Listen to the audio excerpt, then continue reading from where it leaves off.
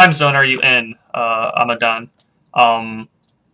Because we have students from the United States, Canada, Europe, a little bit farther east. It is a little bit tricky to cater to like Asia, for example, because there is a much bigger time difference than over here.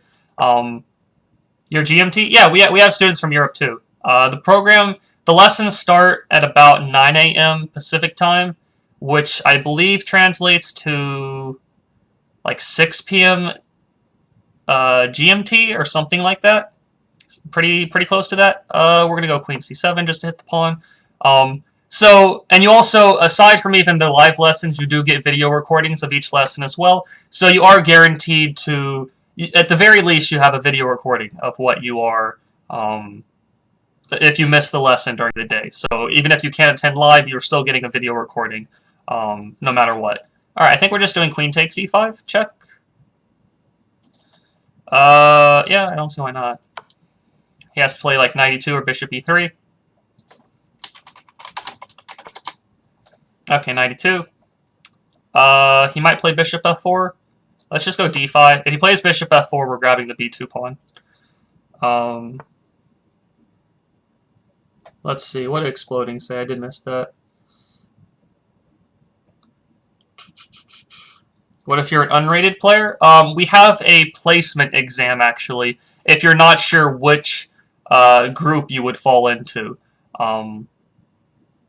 So we do have a placement exam. The idea behind the placement exam... Alright, this looks like a free rook in the corner.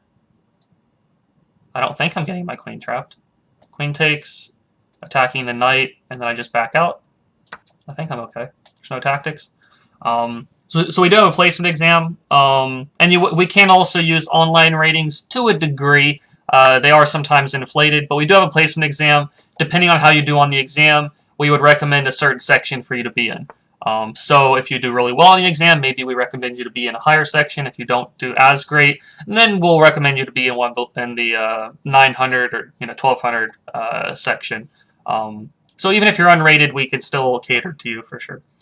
Alright, I do have this pawn for free. However, I do need to get my pieces developed. So we're just going to play e4. I always have this pawn, I'm sorry, e5. We always have this pawn in our back pocket.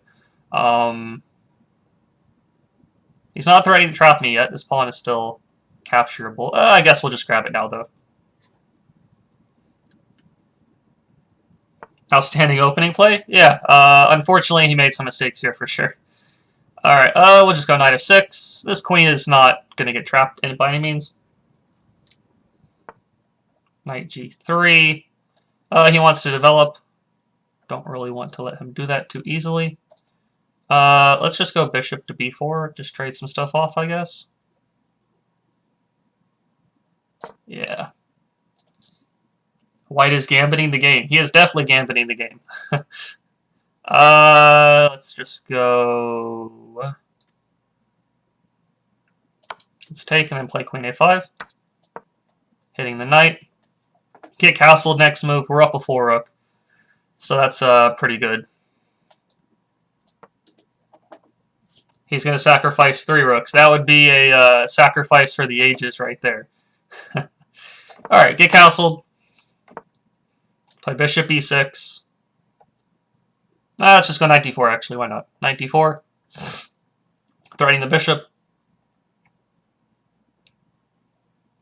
Which opening or openings do I play the most? As white, I play d4. As black, I play the Sicilian defense against e4. I play the either the queen. I'm sorry, not the queen's gambit. The Benoni or the Binko gambit against d4. Well, those are kind of, I guess, the main things that happen. If everybody plays like mainline, for the most part. I guess we're just going bishop e6. Now we'll just play rook c8 to hit the knight. If the knight moves, we'll trade queens.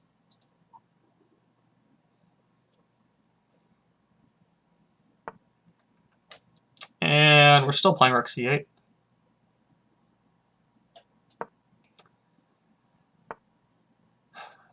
Okay, this, I can just capture it. What defense annoys me the most against d4? I'll play with black tomorrow against, or I play with black tomorrow against a d4 player. Instead of bishop e6, why not knight d5? Oh, here's on. Let me back up here. Knight d5. Oh, he can just play knight e4. I guess that's also possible. Knight to...